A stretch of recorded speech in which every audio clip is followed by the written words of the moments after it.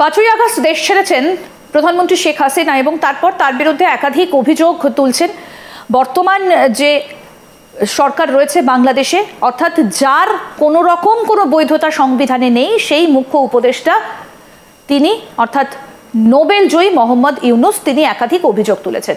কখনো তাকে দেশদ্রোহী বলেছেন, কখনো তার বিরুদ্ধে একাধিক অভিযোগ তুলেছেন এবং প্রশ্ন উঠেছে তার ব্যাংক অ্যাকাউন্ট নেই। কি রয়েছে তার ব্যাংক অ্যাকাউন্টে? অর্থাৎ শেখ হাসিনা, তার পুত্র জয়, তার বোন রিহানা, তাদের ব্যাংক অ্যাকাউন্টে কি কি রয়েছে, কি হিসেব রয়েছে, সেই সমস্ত তথ্য এবার আমরা আপনাদের সামনে তুলে ধরবো। কারণ মোহাম্মদ ইউনূস যে অভিযোগ করেছেন শেখ হাসিনার বিরুদ্ধে, সেই অভিযোগের কতটা সারবত্তা রয়েছে, আদৌ কি শেখ হাসিনার অ্যাকাউন্টে প্রচুর টাকা রয়েছে, সেই প্রশ্নের উত্তরগুলো আজকে আমরা খোঁজার চেষ্টা করব। আমাদের সঙ্গে এই মুহূর্তে সরাসরি রয়েছেন মনিরুল ইসলাম মঞ্জু, যিনি বাংলাদেশ এবং ব্রিটিশ অর্থাৎ ব্রিটিশ বাংলাদেশি আইনজীবী। স্যার, আপনাকে স্বাগত জানাই আজ তাক বাংলায়। শুরুতে আপনার কাছে যেটা জানতে চাইব যে শেখ হাসিনার বিরুদ্ধে তো একাধিক অভিযোগ মোহাম্মদ ইউনূস করেছেন। বাংলাদেশের এই যে বর্তমানে যে সরকার রয়েছে, যার বৈধতা সংবিধানে নেই, তারা একাধিক অভিযোগ করেছেন। এই অভিযোগের সারবত্তাগুলো কোথায়? কত টাকা রয়েছে আসলে শেখ হাসিনার অ্যাকাউন্টে? ধন্যবাদ আপনাকে, সেই সাথে ধন্যবাদ জানাচ্ছি আজ তাক বাংলার বিশ্বব্যাপী দর্শক শ্রোতাদের। আসলে বর্তমানে আপনারা জানেন বাংলাদেশ একটি খুব ক্রান্তিকাল অতিক্রম করছে। একটি অবৈধ সরকার, যার সারা জীবনের স্বপ্ন ছিল বাংলাদেশের মসনদে বসা, সেই অবৈধ ইউনূস বাংলাদেশের ক্ষমতা দখল করেছে, বিশ্ব মিডিয়াকে এবং বাংলাদেশের মিডিয়াকে কবজা করার সে চেষ্টা করেছে। ক্ষমতায় আসার পর বাংলাদেশে যতগুলো টেলিভিশন আছে, যতগুলা পত্রিকা আছে, সবগুলো পত্রিকা এবং টেলিভিশনকে বাধ্যগতভাবে তার পরিচিত, তার মানে যা সে পছন্দ করে তার পছন্দ মতো লোক বসাতে বাধ্য করেছে। যারা শেখ হাসিনার কথা বলে, বাংলাদেশের মুক্তিযুদ্ধের কথা বলে, বাংলাদেশের সপক্ষে কথা বলে, সত্যি কথা বলে, তাদেরকে বাধ্যতামূলকভাবে এখান থেকে হয় গ্রেপ্তার করা হয়েছে, না হয় তাদেরকে হত্যা করা হয়েছে, কাউকে কাউকে গুম করা হয়েছে, কাউকে কাউকে টেনে হিঁচড়ে নামানো হয়েছে। নামিয়ে তার অবৈধ ওই পেটুয়া বাহিনী দিয়ে তাদের পছন্দ মতো মানে সো কল সাংবাদিক বসিয়েছে। এবং তারা কথা বলার সময় প্রথমেই বলে যে সাবেক প্রধানমন্ত্রী সহ তার যে মন্ত্রী পরিষদ, তার যে রাজনৈতিক নেতাকর্মী, তাদের অ্যাকাউন্টে কোটি তো বলে না, হাজার কোটি বলে, হাজার হাজার কোটি বলে। কিন্তু আজকে দেখেন প্রথম আলোর সম্পাদকীয়তে, প্রথম আলোর রিপোর্টে আমরা দেখলাম কি প্রধানমন্ত্রীর 17টি ব্যাংক অ্যাকাউন্ট জব্দ করা হয়েছে। সেই 17টি অ্যাকাউন্টের মধ্যে টোটাল একটি ব্যাংকের মধ্যে পাওয়া গেছে 1,53,00,000 টাকা। আপনি চিন্তা করে দেখেন, প্রধানমন্ত্রী শেখ হাসিনা, যিনি বাংলাদেশের প্রধানমন্ত্রী ছিলেন 17 বছর, এর আগেও তিনি প্রধানমন্ত্রী ছিলেন 5 বছর, তার মানে হচ্ছে তিনি 23 বছর বাংলাদেশের প্রধানমন্ত্রী ছিলেন। তিনি এমন একটি পরিবারে জন্মগ্রহণ করেছেন যে পরিবারটি বনেদি পরিবার এবং 100 বিঘার উপরে তার ধানি জমি আছে বাংলাদেশে। তিনি টেলিভিশনে বিভিন্ন নিউজ মিডিয়াতে সাক্ষাৎকার দিয়ে বলেছেন যে তার মাছ চাষ, তার ধান চাষ হইতে নানা রকমের খামার আছে বাংলাদেশে। কোথায়? গোপালগঞ্জে। যেই টাকাটি ভোগ করার মতো একমাত্র তার একটি বোন শেখ রেহানা এবং তিনি ছাড়া পরিবারে আর কোনো সদস্য নেই। আপনারা জানেন শেখ হাসিনা ওয়াজেদ, তার এক ছেলে এক মেয়ে, তার ছেলে একজন বিজ্ঞানী, তার ছেলে একজন কম্পিউটার সায়েন্সের বিজ্ঞানী এবং আর তার মেয়েটি ইউনাইটেড নেশনসের একটি অর্গানাইজেশনে কাজ করে। তাহলে আপনি বোঝেন তার যে এই টাকা কোথায় থাকে? প্রধানমন্ত্রী শেখ হাসিনার অ্যাকাউন্টে কোটি টাকাও, মানে 1000 কোটি টাকাও পাওয়া যায়নি, 500 কোটি টাকা পাওয়া যায়নি, 100 কোটি টাকা পাওয়া যায়নি, মাত্র 1,83,00,000 এক জায়গায়, সব মিলিয়ে নাকি 3 কোটি। এখন আপনি যদি এই 17টি অ্যাকাউন্টের বাকি অ্যাকাউন্ট গুলো দেখেন, ওই অ্যাকাউন্ট গুলোতে একটি অ্যাকাউন্টে আছে মাত্র 5 টাকা বাংলাদেশি টাকায়, লিটারালি 5 টাকা। আরেকটি অ্যাকাউন্টে আছে 150 টাকা। তাহলে আপনি বোঝেন শেখ হাসিনার পৈতৃক সূত্রে যে সম্পদ পাওনা, সেই সম্পদের অর্ধেকের মালিক কিন্তু শেখ রেহানাও। তার ঢাকাতে একাধিক বাড়ি রয়েছে, যে বাড়িগুলি ভাঙা হয়েছে 5 আগস্টের পর। আপনারা দেখেছেন তিনি বাড়ি ভাড়া পান, তিনি তার ফসলের উৎপাদনের অংশ পান এবং তিনি তো তার পৈতৃক সূত্রে কিছু পেয়েছিলেন। স্যার, আরেকটা বিষয়, এই যে 17টা অ্যাকাউন্টের কথা আমরা আলোচনা করছি, শেখ হাসিনার এমন একটা অ্যাকাউন্ট রয়েছে যেখানে মাত্র 5 টাকা রয়েছে। একজন প্রধানমন্ত্রী, তিনি, তার অ্যাকাউন্টে মাত্র 5 টাকা। ধন্যবাদ আপনাকে। সে কথাটি আমি বলছিলাম, একটি অ্যাকাউন্টে 5 টাকা আর একটি অ্যাকাউন্টে 150 টাকা। আপনাকে বলি, হিস্ট্রিতে একটু পিছনের দিকে যদি যাই, বঙ্গবন্ধুকে যখন 1975 সালের 15 আগস্ট হত্যা করা হয়, তখন বলা হয়েছিল যে বঙ্গবন্ধু এবং বঙ্গবন্ধুর ছেলেরা ব্যাংক লুট করেছে, বাংলাদেশ ডাকাতি করেছে, ব্যাংকের সব টাকা নিয়ে গেছে। পরবর্তীতে জিয়াউর রহমানে কমিশন করে বঙ্গবন্ধুর সমস্ত ব্যাংক অ্যাকাউন্ট একসাথে করা হওয়ার পরে দেখা গেল বঙ্গবন্ধু টোটাল অ্যাকাউন্টে যে পরিমাণ টাকা পাওয়া গেছে, সে পরিমাণ টাকার অ্যামাউন্ট হচ্ছে মাত্র বাংলাদেশি টাকায় 9,550 টাকা। তাহলে আপনি চিন্তা করে দেখেন, এটা নতুন ইতিহাস না। ডক্টর ইউনূস এখন যা করছে, 1975 সালে বঙ্গবন্ধুকে হত্যা করার পর ক্যারেক্টার অ্যাসাসিনেশনের জন্য ঠিক একই রকমের কাজ কিন্তু সেনাবাহিনীর যারা ক্ষমতা দখল করেছিল, মোস্তাক যখন ক্ষমতা দখল করেছিল, একই সূত্রে গাথা।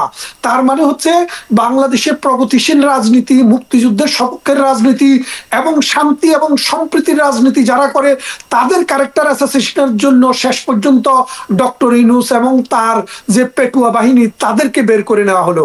আপনারা দেখেন, বাংলাদেশে রিসেন্টলি এই যে ডক্টর ইউনূসের যে পেটুয়া বাহিনী, তাদের একজন ওই যে কপালে দাগ পড়ে গেছে, এক জঙ্গি নেতা, ও কি বললো, বলে যে তার কি, তার বইয়ের ব্যবসা আছে, তার 500টা ব্যবসা। অতদিন আমরা জানতাম একটা মেসে থাকে, তার খাওয়ার মতো পয়সা নেই, চলার মতো পয়সা নেই, পুরানা জামা কাপড় পরে।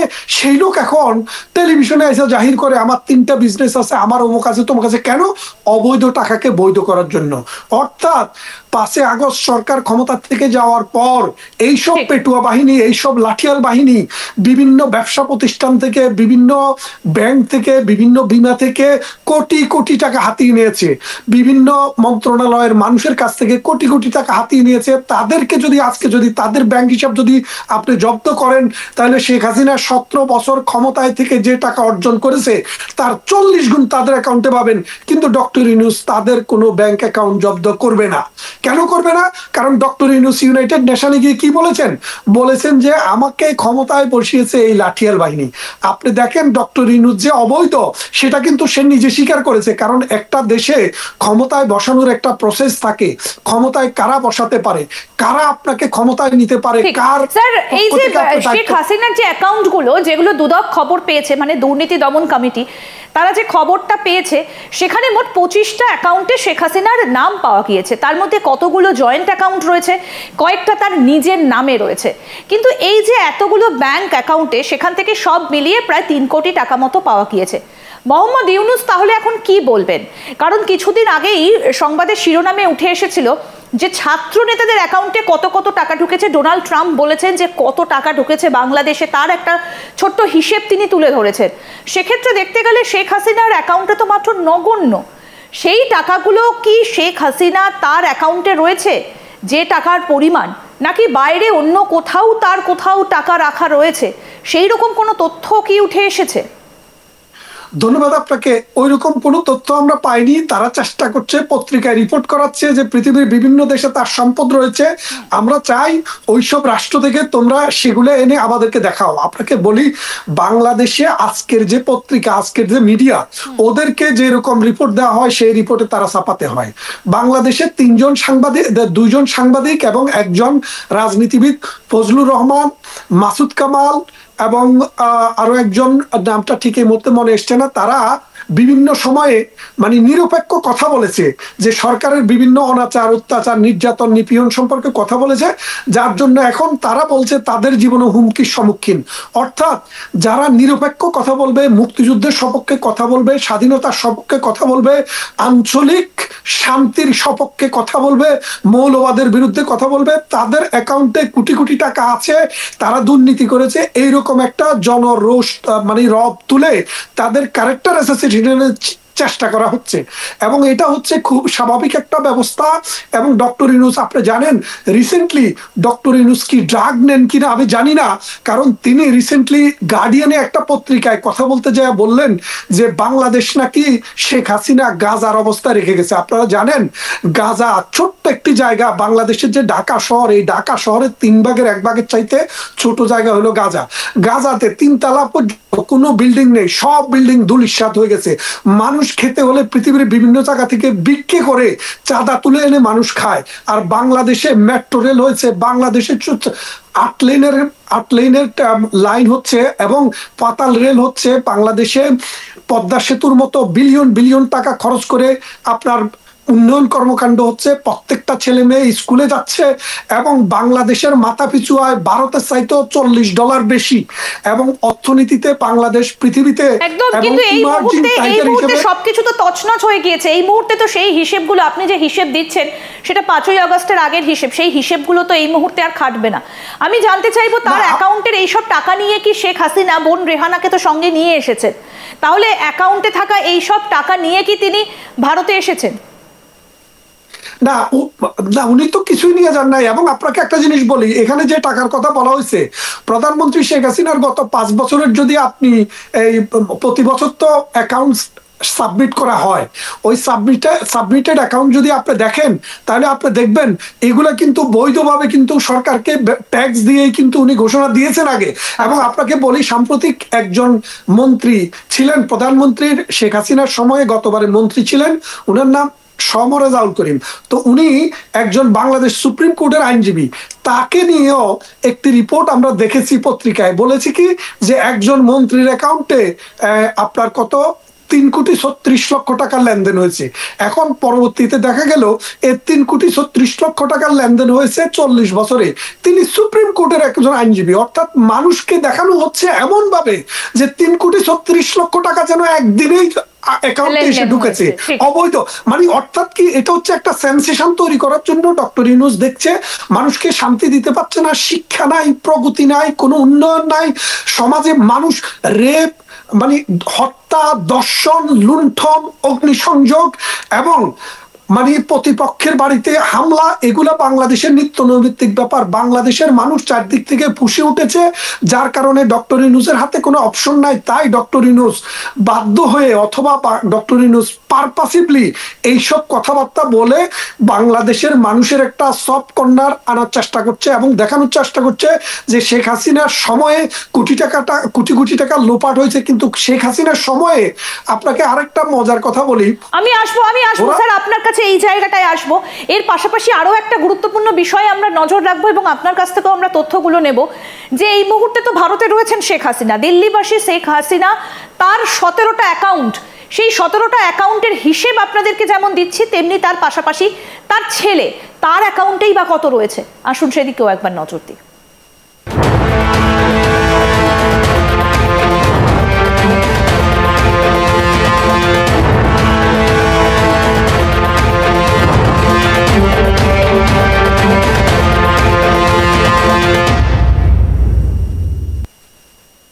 আমাদের সঙ্গে এই মুহূর্তে সরাসরি রয়েছেন ব্রিটিশ বাংলাদেশি আইনজীবী মনিরুল ইসলাম। স্যার, আপনাকে আরো একবার স্বাগত জানাই আজ তাক বাংলায়। আমরা এতক্ষণ ধরে আলোচনা করছিলাম শেখ হাসিনার 25টা ব্যাংক অ্যাকাউন্টের হদিশ মোটামুটি পাওয়া গিয়েছে, কতগুলো জয়েন্ট অ্যাকাউন্ট, কতগুলো নিজের নামে। 17টা ব্যাংক অ্যাকাউন্ট যেখানে শুধুমাত্র নাম রয়েছে শেখ হাসিনার, এগুলো জয়েন্ট অ্যাকাউন্ট নয়। সেই অ্যাকাউন্টে সব টাকা নিয়ে তিনি ভারতে এসেছেন কিনা সেই বিষয়টা নিয়ে আমরা আলোচনা করছিলাম। একই সঙ্গে আপনার কাছে জানতে চাইবো যে তার ছেলের সঙ্গে যে জয়েন্ট অ্যাকাউন্টগুলো রয়েছে সেখানে ব্যালেন্সের এইরকম হাল কেন? কারণ তার ছেলে তো বাংলাদেশেও থাকেন না, পশ্চিমা বিশ্বের তিনি একজন বিজ্ঞানী, আপনি নিজেই সেটা বললেন, তার নিজস্ব বিজনেস রয়েছে, তাহলে সেই অ্যাকাউন্টগুলোও কেন ফাঁকা?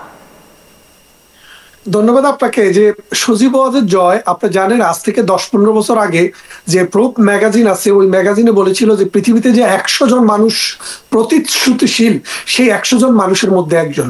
এবং বাংলাদেশ যে আজকে মনে করেন প্রত্যেকটি কোনায় কোনায়, মানে বাংলাদেশের 64,000 বর্গ মাইলের ভিতর 64,000 যে আমাদের যে 44,000 বর্গ কিলোমিটার যে আয়তন, এই আয়তনের ভিতরে প্রত্যেকটি কর্নারে আমাদের ইন্টারনেট সেবা পৌঁছে গেছে। এটা করেছে কার বদলে?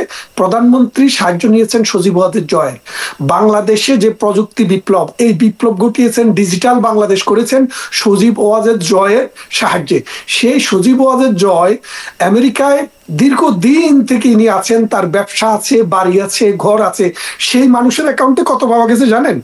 1,17,15,271 টাকা। তাহলে আপনি বোঝেন, তারা বলার সময় বলতো যে কোটিতে বলে না, 100 কোটিও বলে না, হাজার কোটি বলে, বলে যে হাজার হাজার কোটি টাকা। তাদের গালে একটা চর পড়েছে। চরটা কিভাবে পড়লো? যে ইনভেস্টিগেশন তো ইন্ডিয়া থেকে কোনো মানুষ এসে করেনি, আমেরিকা থেকে কোনো মানুষ এসে করেনি, এই ইউনুসের সরকার করেছে। করে দেখলো যে তার অ্যাকাউন্টে টোটাল যে পরিমাণ টাকা জমা আছে সেটার পরিমাণ হচ্ছে 1,17,15,271 টাকা। তাহলে ডক্টর ওয়াজেদের ছেলে, প্রধানমন্ত্রী শেখ হাসিনার ছেলে ডক্টর ওয়াজেদ বাংলাদেশের পরমাণু বিজ্ঞানী ছিলেন। তার জীবনের, তিনি খুব সম্ভ্রান্ত পরিবারের মানুষ ছিলেন।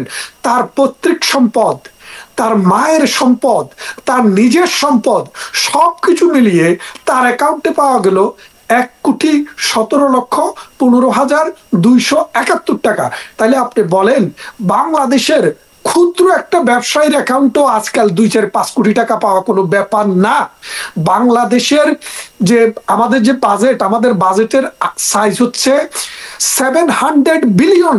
তাহলে আমাদের 2005 সালে 8 সালে যখন প্রধানমন্ত্রী ক্ষমতায় আসেন, তখন আমাদের বাজেটের যে আকার সেটা ছিল মাত্র 76 বিলিয়ন।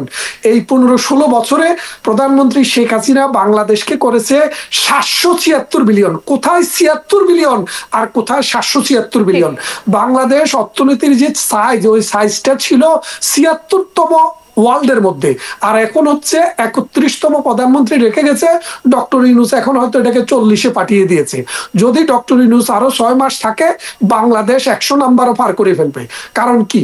কারণ হচ্ছে ডক্টর ইউনূস কোন রকমের ক্যাপাসিটি নেই বাংলাদেশের মতো 18 কোটি মানুষের দেশকে পরিচালনা করার। তার কোনো মানে কথাবার্তার কোনো, আপনি যদি তার কথাবার্তাগুলো দেখেন, সে যে সুস্থ আছে সেটাও আমার মনে হয় না।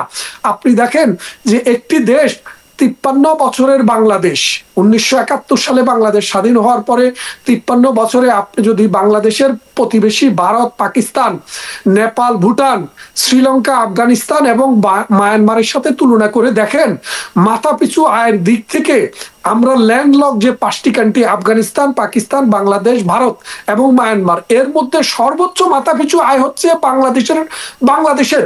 এবং শিক্ষিতের হার যদি দেখেন, শিক্ষার বলতে ইনক্লুসিভ এডুকেশন। এইরকম একটা দেশে এইরকম একটা অসন্তোষ তাহলে দানা বাঁধলো কেন? যখন আপনি বলছেন শিক্ষিতের হার বেশি, মাথাপিছু আয় বেশি, তাহলে এই ষড়যন্ত্রটা দানা বাঁধলো কেন? যখন মানুষের শিক্ষা থাকে না, পেটে খাবার থাকে না, ইনকাম থাকে না, তখন এই ষড়যন্ত্রগুলো দানা বাঁধে। তাহলে এত কিছু থাকা সত্ত্বেও কেন ষড়যন্ত্র দানা বাঁধলো? এটা মৌলবাদী গোষ্ঠীর। আপনাকে বলি, ভারত কিন্তু একটা বিশাল একটা রাষ্ট্র ছিল ভারত। আমাদের কবিগুরু বলেছিলেন যে, মানে তার সভ্যতার সংকট নামে প্রবন্ধে উনি বলেছিলেন যে, পৃথিবীতে অন্য দেশের মানুষ যখন কোনো একটা দেশ ইনভেড করে বা কোনো একটা দেশে আসে, তখন যোগ হয়। মুসলমানেরা যখন ভারতবর্ষে এসছে তখন বিয়োগ হয়েছে। কারণ কি? একটা জাতিকে ভাগ করে 3-4টা জাতিতে পরিণত করেছে। এই বাংলাদেশও আমরা 1971 সালে সাম্প্রদায়িকতার বিরুদ্ধে জয়লাভ করেছিলাম, একটা স্বাধীন সার্বভৌম বাংলাদেশ করেছিলাম, যেটার মূল কনসেপ্ট ছিল অসাম্প্রদায়িকতা। এই অসাম্প্রদায়িক বাংলাদেশ 53 বছরে আমরা যেটুক নিয়েছিলাম, এই সাম্প্রদায়িক শক্তি পাকিস্তানের সহযোগিতায় এবং আইএস সহ আন্তর্জাতিক যেসব জঙ্গি গোষ্ঠী আছে, তারা আর কোনো ভূমি পাচ্ছিল না। ভারতকে অস্থিতিশীল করা এবং বাংলাদেশকে অস্থিতিশীল করা, এই অঞ্চলকে অস্থিতিশীল করার জন্য আমেরিকার কাছ থেকে টাকা নিয়ে, আপনি জানেন, ভারতের মধ্যে দিয়ে ঘুরে এসছে 21 মিলিয়ন ডলার, আর বাংলাদেশ থেকে 29 million dollar, total 50 million dollar. এই 50 মিলিয়ন ডলার দিয়ে জঙ্গিদেরকে আপনি যদি দেখেন, যেসব জঙ্গি জেলখানায় বন্দী ছিল, প্রথম দিনে তাদেরকে ছেড়ে দেওয়া হয়েছে। এই জঙ্গিদের মাধ্যমে প্রধানমন্ত্রী শেখ হাসিনাকে উৎখাত করা হয়েছে। এবং এই জঙ্গিবাদ বাংলাদেশকে নয়, শুধু পুরো বিশ্বের জন্য থ্রেট। আজকে পুরো বিশ্বকে এক হতে হবে। আমি যে কথাটি বলতে চেয়েছিলাম, বাংলাদেশ আওয়ামী লীগের জন্মের পিছনের ইতিহাসের দিকে যদি যেতে চাই, জানি না আপনার প্রোগ্রামের দৈর্ঘ্য আমাকে অ্যালাউ করবে কিনা, যে 30-এর দশকে বাংলাদেশ এবং ভারতবর্ষের বিশেষ করে পশ্চিমবঙ্গে একটি আন্দোলন শুরু হয়েছিল, যেটাকে বলা হয়েছিল শিখা গোষ্ঠী, অর্থাৎ বুদ্ধির মুক্তি এবং চিন্তার স্বাধীনতা। কবি নজরুল সহ আমাদের দেশে কাজী মোতাহার হোসেন, কবির হোসেন, এস ওয়াজিদ আলী, এরকম প্রগতিশীল গোষ্ঠী একটা সাম্প্রদায়িক দাঙ্গা থেকে ভারতবর্ষকে রক্ষা করার জন্য চেয়েছিল যে ভারত যেন সাম্প্রদায়িকতার ভিত্তিতে মানে ধর্মের ভিত্তিতে যেন রাষ্ট্র না হয়, সেই জন্য তারা আন্দোলন করেছিল। সেই আন্দোলনটি 47 সালে কোনো ভূমিকা রাখতে পারেনি, কারণ তারা শক্তিশালী হতে পারেনি। 47-এ দেশভাগের পরে এই আন্দোলনটি ঢাকা কেন্দ্রিক চলছিল, এবং ঢাকা কেন্দ্রিক চলার পর 1971 সালে যখন মুক্তিযুদ্ধ হয়, এর আগ থেকেই বঙ্গবন্ধু এই শিখা গোষ্ঠীর যে মানুষের কনসেপ্ট ছিল যে ধর্ম হবে যার যার, রাষ্ট্র হবে সবার, অর্থাৎ একটি রাষ্ট্র হবে যে রাষ্ট্রে হিন্দু, বৌদ্ধ, খ্রিস্টান, মুসলমান একসাথে বসবাস করবে, অসাম্প্রদায়িক চেতনা। রাষ্ট্রের কথা তখন থেকে উঠে এসেছিল বাংলাদেশে। সেই বর্তমানে যেটা চলছে, কিন্তু বর্তমানে যে পরিস্থিতিটা সৃষ্টি হয়েছে ধারণ করে, না আমি যেটা বলছিলাম, সেই চেতনাকে ধারণ করেছিলেন বঙ্গবন্ধু।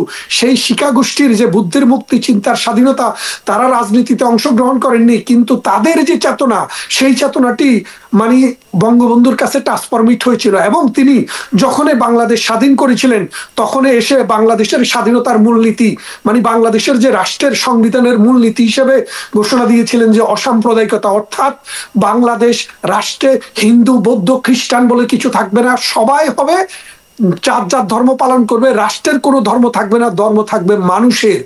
এই জায়গাটাকে 53 বছর থেকে যে আস্তে আস্তে করে তারা যে চেষ্টা করেছিল সাম্প্রদায়িক গোষ্ঠী, সে সাম্প্রদায়িক গোষ্ঠী আমেরিকা, চায়না এবং পাকিস্তানের টাকায় এই শক্তিশালী হয়ে শেখ হাসিনার বিরুদ্ধে তারা সফল হয়েছে। তাদের এই সফলতা যদি আজকে টিকে থাকে, তাহলে ব্যর্থ হয়ে যাবে অসাম্প্রদায়িক চেতনার ভারতবর্ষের মানুষ, অসাম্প্রদায়িক চেতনার বাংলাদেশের মানুষ, অসাম্প্রদায়িক চেতনার সমগ্র বিশ্বের মানুষ। এই সমগ্র বিশ্বের অসাম্প্রদায়িক চেতনার মানুষকে আজকে এক হতে হবে। এই যে প্রধানমন্ত্রী শেখ হাসিনা সহ তাদের ক্যারেক্টার অ্যাসাসিনেশনের জন্য তাদের কোটি কোটি টাকার যে মিথ্যা মানুষ, আজকে কিন্তু সেটা মুখোশ উন্মোচিত হয়ে গেছে। আমরা দেখলাম সেখানে বিলিয়ন বিলিয়ন টাকা নয়, 100 কোটি টাকা নয়, 1000 কোটি টাকা নয়, মাত্র 1, 2 কোটি, 3 কোটি টাকা, যেটা বাংলাদেশে একজন রাস্তার ব্যবসায়ীর অ্যাকাউন্টও থাকে। কিন্তু এখান থেকে একটা প্রশ্ন উঠে আসছে যে এই যে জয়, যিনি আপনি বলছেন যে যিনি ব্যবসায়ী, তার অ্যাকাউন্টে, তিনি তো একজন ব্যবসায়ী, ব্যবসা করেন, তিনি পশ্চিমা বিশ্বের একজন নাগরিক, বহুদিন ধরে তিনি সেখানে রয়েছেন, তাহলে তার অ্যাকাউন্টে কি করে এত কম টাকা থাকে?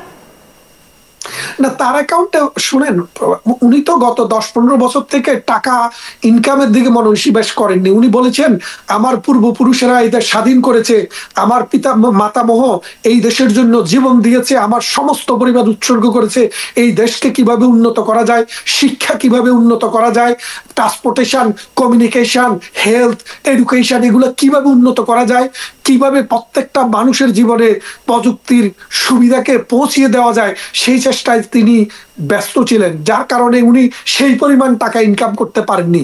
সমস্ত মিথ্যা প্রপাগান্ডাকে উনি আজকে প্রমাণ করে দিলেন যে তিনি বিলিয়ন বিলিয়ন টাকা ইনকাম করেননি। তার অ্যাকাউন্টে মাত্র 1,17,15,271 টাকা মাত্র পড়ে আছে। যেই টাকাটি অন্যত্রও রাখা যায়। আপনি তো একজন আইনজীবী, আপনি তো ব্যারিস্টার, সেক্ষেত্রে বিভিন্ন জায়গায় তো টাকা রাখা যায়, সেটাও তো সম্ভব না। টাকা রাখা যায়, সেটা তো বাইর করার দায়িত্ব যারা দাবি করে। আপনি যদি দাবি করেন যে আমার অ্যাকাউন্টে বিলিয়ন বিলিয়ন টাকা আছে, সেটা তো আপনিই প্রমাণ করবেন, আপনার দায়িত্ব সেটা। আজকে আপনি সেটা ক্রেডিবল এভিডেন্স দিয়ে, আমরা তো বাংলাদেশের পত্রিকায় দেখেছি যে প্রধানমন্ত্রী শেখ হাসিনা এবং তার পরিবারের মানে 5টি দেশে 7টি দেশে সম্পদ আছে, থাকতেই তো পারে। প্রধানমন্ত্রীর বোন শেখ রেহানা ব্রিটিশ নাগরিক, তার তো লন্ডনে বাড়ি আছে, তো তার এটা একটা দেশ। তারপরে জয় আমেরিকায় থাকে, সেটা একটা দেশ। পুতুল কানাডাতে ছিলেন দীর্ঘদিন, সেখানে যদি একটি বাড়ি যদি থেকে থাকে, সেটি আরেকটি দেশ। আপনি হিসাবটা বুঝতে পেরেছেন যে এ বলছে যে প্রধানমন্ত্রী এবং তার পরিবারের সদস্যদের 5টি দেশে বাড়ি, জায়গা, সম্পদ পাওয়া গেছে। পাওয়া যাবে না কেন? তারপরে প্রধানমন্ত্রীর বোন ববি, তিনি ফিনল্যান্ডে থাকতেন, তার সেখানে একটি বাড়ি থাকতেও পারে। তো 5টি দেশের হিসাব তো মিলে গেল। Bangladesh, America, England, Canada, Finland, আপনি 5টি দেশের পরিচয় তো পেয়ে গেলেন। তো এই 5টি দেশে যে তাদের যে সম্পদ ছিটেফোঁটা আছে, সেটা তো মানুষ থাকার জন্য তো একটা বাড়ি দরকার, থাকার জন্য তো একটু বাস্তু দরকার। সেটা যদি থাকে, অপরাধের কি কত বিলিয়ন আছে আপনি সেটা প্রকাশ করেন। আপনি জানেন পশ্চিমা বিশ্ব ট্রান্সপারেন্ট। ব্রিটেনে, আমেরিকায় আপনার অ্যাকাউন্টে যদি টাকা থাকে, সেই টাকা কোত্থেকে আসছে, কোথায় কে দিল, কিভাবে ইনকাম হলো, সেটাকে আপনি প্রতি বছর সরকারকে হিসাব দিতে হয়। এটা তো বাংলাদেশ না, এটা তৃতীয় বিশ্বের কোনো রাষ্ট্র না, এটা একটা উন্নত বিশ্ব। এখানে দুর্নীতি করে পার পাওয়ার কোনো সুযোগ নেই। তাদের যে প্রপাগান্ডা, মিথ্যা প্রপাগান্ডা, সেটা আজকে মানুষের কাছে প্রতীয়মান হয়েছে। ডক্টর ইউনূস আর বেশি দিন নেই, যেই কোনো সময় তিনি কিক আউট হয়ে যাবেন। আমরা আশা করি হয়তো এই রোজার মাসও তিনি লাস্টিং করবেন না। রোজা শেষ হওয়ার আগেই হয়তো ডক্টর ইউনূসকে বাই বাই বলে দিবে বাংলাদেশের মানুষ, বাংলাদেশের জনতা। কারণ বাংলাদেশের মানুষের জীবনকে তিনি দুর্বিষহ করে ফেলেছেন। যে মানুষের, যে দেশটি উন্নয়নশীল বিশ্বের মডেল হয়ে গেছিল, বারাক ওবামা বলেছিল যে উন্নয়ন যদি দেখতে হয় বাংলাদেশে যাও, সেই বাংলাদেশ আজকে জাহান্নাম বানিয়ে ফেলছে ডক্টর ইউনূসের এই 7 মাসের শাসন ব্যবস্থায়। এই 7 মাসে অর্থনীতি তলানিতে চলে গেছে। আমাদের মাথাপিছু আয় ছিল 7.5, আর আজকে আমাদের মাথাপিছু জিডিপি ছিল 7 পয়েন্ট, আর আজকে হচ্ছে 4 পয়েন্ট। তাহলে আপনি দেখেন অনেকটা পিছিয়ে গেল বাংলাদেশ এই গত কয়েক মাসে। মানে আগস্ট থেকে এই মার্চ বাংলাদেশ অনেকটা পিছিয়ে গেল। এবং মোহাম্মদ ইউনূস তিনি যে বক্তব্যগুলো সামনে আছেন, সেগুলো যে একেবারেই ঠিক নয়, সেটা এবার সামনে চলে আসছে। অনেক ধন্যবাদ স্যার আপনাকে, অনেক ধন্যবাদ। খুব সুন্দরভাবে আপনি বোঝালেন যে অ্যাকাউন্টে কত টাকা পাওয়া গিয়েছে এবং তার পাশাপাশি আর কি কি অভিযোগ আনা হয়েছে। অনেক ধন্যবাদ স্যার। আমাদের সঙ্গে ছিলেন বিশিষ্ট ব্যারিস্টার, ব্রিটিশ বাংলাদেশি আইনজীবী মনিরুল ইসলাম। স্যার আপনাকে ধন্যবাদ। এইভাবেই প্রত্যেক মুহূর্তের আপডেট এবং বিভিন্ন ছোটোখাটো হিসেব যেগুলো মোহাম্মদ ইউনূস এই মুহূর্তে সামনে তুলে ধরার চেষ্টা করছেন এবং বারে বারে শেখ হাসিনার দিকে অভিযোগের আঙুল তুলছেন, সেগুলো কতটা ঠিক, কতটা ভুল, আসল তথ্য কি, আসল পরিসংখ্যান কি বলছে, আমরা সমস্ত কিছু আপনাদের সামনে তুলে ধরবো। আরও আপডেট পেতে দেখতে থাকুন আজ তাক বাংলা। সাবস্ক্রাইব করুন, নোটিফিকেশন পেতে বেল বাটন অপশন প্রেস করুন, হোয়াটসঅ্যাপেও ফলো করুন আজ তাক বাংলা।